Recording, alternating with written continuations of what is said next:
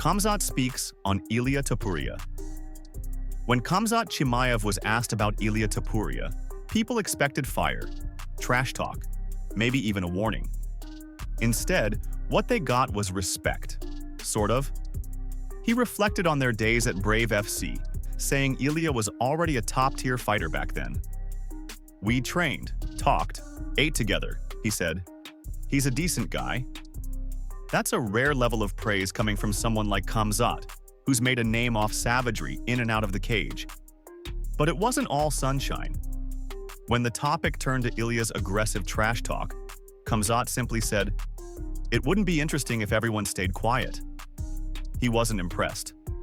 That comment carried weight, like a veteran seeing through the act. And when a guy like Khamzat speaks in riddles, you have to wonder what he's really trying to say. Is it respect or quiet judgment? Nassourdine Imavov, silent replacement sparks panic. Things took a weird turn at UFC 319 when Nassourdine Imavov was announced as the official backup for the middleweight title fight. That's right. If either Khamzat or Dricus pulls out, Nassourdine steps in. Fans raised eyebrows immediately. Why would a backup already be announced unless someone's camp has shown signs of trouble? Dricus didn't help things when he reacted with a cryptic post. "Guess I'm fighting Nassourdine." That's not something you say unless you're seriously questioning whether the original fight happens. Some fans thought it was sarcasm. Others think Dricus is already preparing for a switch. And considering how volatile Khamzat's recent fight history has been, with rumored injuries and weight issues, it's not wild to think the UFC is playing defense. And let's be honest, Dricus has never been one to shy away from a mind game. Gilbert Burns reveals emotional battle before fighting Usman. When Gilbert Burns stepped into the octagon to face Kamaru Usman, fans thought it was just another grudge match. But behind the scenes, Burns was walking a mental tightrope. He admitted on a recent podcast that if his fight with Tyron Woodley had been closer, he might have called out Colby. But after dominating, he knew it had to be Usman, even though they were teammates. And that's where the conflict began. Burns revealed how hard it was training in a gym filled with elite fighters and only a few coaches. When you're preparing for war and your coach is flying across the country with someone else, that sticks with you. He told Henry Hooft, "I'm not getting the attention a future champ needs. I need details. I need focus." It wasn't about drama.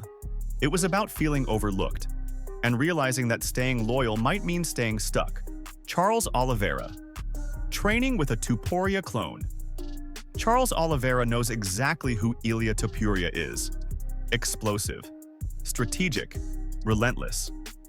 That's why Charles is now preparing with Jean Silva, a fellow UFC featherweight who publicly offered to help him replicate Ilia's style in training.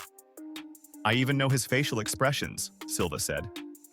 That sounds insane, until you realize this is how far Charles is willing to go to reclaim the belt.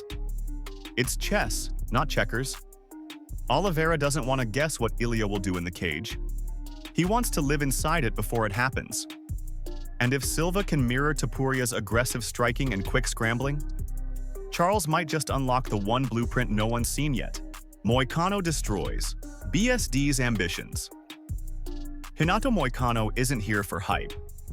When Benoît St. Denis beat Kyle Preplik and started calling out names like Gaethje and Hooker, Moicano snapped. "He's delusional, my brother," he said. "He got KO'd by Dustin, then TKO'd by me. Now he beats a guy with no UFC wins and thinks he's elite." He didn't stop there. Moicano reminded everyone that BSD previously turned down multiple fights, including against Gamrot. Now he's begging to fight him. It doesn't work that way.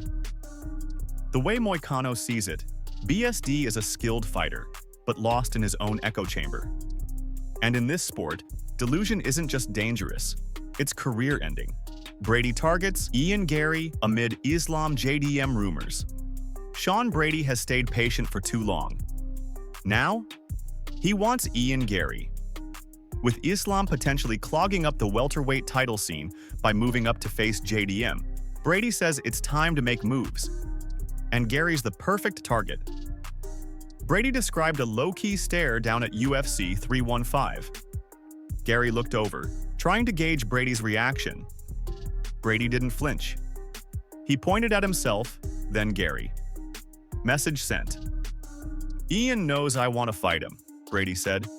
And he's not scared. He just wants the timing right. But Brady isn't waiting. He sees the rankings shifting.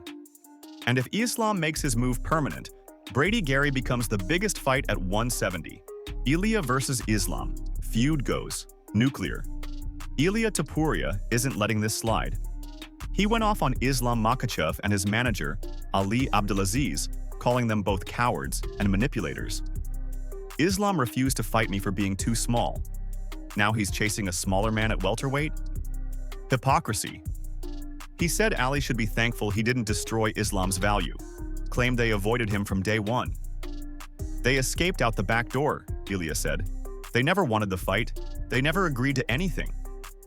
Islam hit back, calling Ilia just a mouth from Spain with a nice haircut.